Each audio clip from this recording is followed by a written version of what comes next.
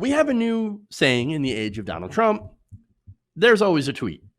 I'm, of course, referring to a bevy of Trump's tweets that claimed that Obama was going to bomb Iran in order to win the 2012 election. You guys remember that? So now, after a U.S. airstrike, drone strike, killed Iran's top general, Qasem Soleimani, a lot of Twitter users went and dug up some of these old tweets. So now this was an assassination that was directed by President Donald Trump personally, conducted without congressional authority, by the way, during an election year and during impeachment and while Trump has terrible polling numbers. You can see where I'm going on this, right? So now people pointed out there's a little bit of hypocrisy, at Trump, because back in 2011, 2012, in the lead up to the election, Trump had repeatedly claimed Obama was about to go to war with Iran in order to win re-election. In fact, there's even video before I get to the tweets, and let's show you that. Our president will start a war with Iran because he has absolutely no ability to negotiate. He's weak and he's ineffective. So the only way he figures that he's going to get reelected, and as sure as you're sitting there, is to start a war with Iran. Now, I'm more militant and more militaristic than the president. I believe in strength. But to start a war in order to get elected, and I believe that's going to happen, would be an outrage. I'm more militant than the president, but yet the president's going to start a war. Yeah. All right, so now let's get to some tweets. And again, that's not the only time that he said that.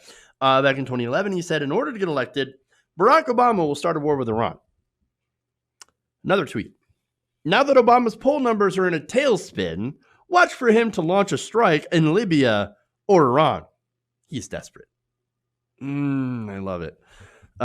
Donald Trump on Twitter. Polls are starting to look really bad for Obama. Looks like he'll have to start a war or a major conflict to win. Don't put it past him. Another tweet. Don't let Obama play the Iran card in order to start a war, in order to get elected. Be careful, Republicans. Jesus. And so that's in the lead up to the election. Of course, that didn't happen, right? President Obama did not start a war with Iran, and actually he had won election. He had won the election against Mitt Romney. And so did that stop Donald Trump from tweeting about this? As you're going to see, no. Trump tweets, this is September 16th, 2013. This is after the election, right? He says, I predict that President Obama will at some point attack Iran in order to save face. Jesus. And while he's doing that, by the way, it's pure projection, right?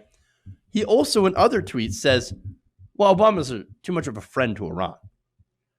And there's this conspiracy that, Obama gave them billions and billions of taxpayer dollars because he's a secret Muslim.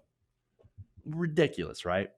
And yes, Obama did give money to Iran, their money.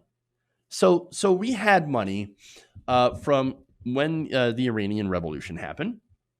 It was supposed to be for, I think it was a weapons deal that we had, done with Iran. We basically, they had given us the money, and before the revolution, we had not delivered the products that we were supposed to give them, the weapons.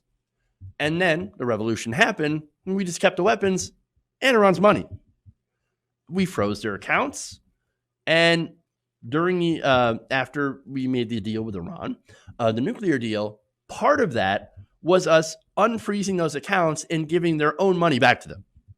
So, of course, you would know that if you understand facts, history, and nuance, right? And actually did your homework. But if you're an idiot, like the president, you're just Iran. Obama gave Iran all that billions and billions of dollars in the middle of the night on the pallets. They wheeled out the pallets, and then the Iranians took it away in a helicopter or a plane. Oh, for Christ's sakes! So, again, two different points of view, two different types of tweet. Oh, he's going to start a war with Iran, but he's also too friendly with Iran. Well, what is it? What is it? Makes no sense. But then again, it's Donald Trump. All right. So now there was some responses from some of the social media users that dug up some of these tweets. Vicky Ward said, there truly is a tweet for everything. 100%.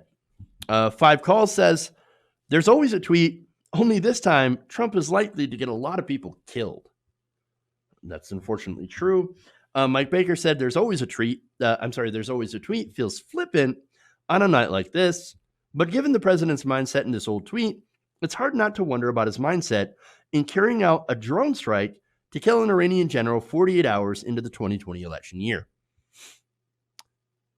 Man, like 3 days, and it's kind of amazing. 3 days into the new year,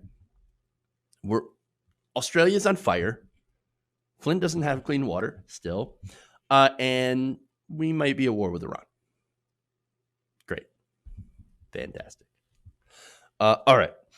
Jim Roberts adds, and there's no question that Trump will use this attack on General Soleimani in political events going forward to rally his supporters. Now, some people have made the comparison to, well, this is, he's going to use this as this Osama bin Laden moment, right? This is the time, like, again, during Obama's administration, that's when we got Osama, right? So it's like, I need an Osama moment. I need something. Oh, could you imagine? Just the depravity of a person who would go and launch an attack that could lead us into a war in order to boost his approval rating, his poll numbers, which is exactly what he accused President Obama of doing. Again, 100% projection.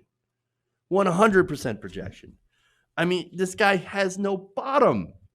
He's bottom of the barrel. All right. Couple more. Michaela Wilkes for Congress just said, quote, "This is terrifying." I agree. Max Blumenthal says, and here we are in an election year, and look what you've done. Cenk Uygur, candidate for the 25th District in California, and host of the Young Turks, says this: he always accuses others of what he's thinking and what he would do. He might have just done this exact thing by killing the top Iranian general, except he won't get reelected because no one in America wanted this insane war. Look, I hope Cenk's right, but and look, when it goes to, you can even point to the polling, right? Where Americans are massively against a war with Iran. But at the same time, the media is going to drive this conversation and is going to turn people. Again, this is me being super cynical, right? It's going to turn people in favor of war. And this is how they're trying to do it. Oh, they tried to attack us. Oh, it's, they're weapons of mass destruction, right? It's just the same thing that they used in Iraq. So, look, I don't know. Only know disaster. Now, Rafael Romo says citizen Donald J. Trump tweeted this in 2011. And that, of course, is where he did massive projection. And then finally, Khaled Badoun says this, quote, "Nope, that would be you." Hey guys, hopefully you enjoyed that free video. Now I'm going to have to ask you a favor. Between the demonetization and the YouTube algorithm messing around with view counts, etc., we're having a hard time adjusting to the new YouTube reality, which is where you guys come in.